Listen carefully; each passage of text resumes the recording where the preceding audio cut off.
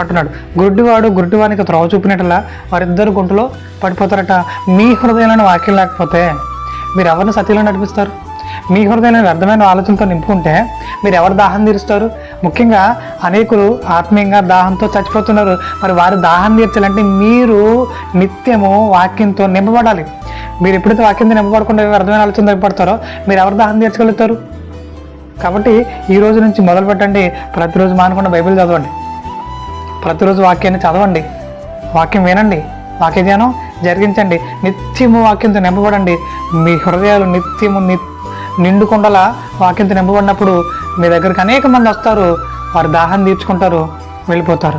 ఎప్పుడైతే ఇలా ఆత్మీయంగా దాహంతో ఉన్నవారిని ఆ దాహం తీర్చగలుగుతామో యేసుక్రీస్తు వారికే మనం దాహం తీర్చిన వారి తోట ఎవడైనా దప్పికుని నెడలు నా యొద్దకు రావాలి అని ఆయన ప్రకటన చేశారు.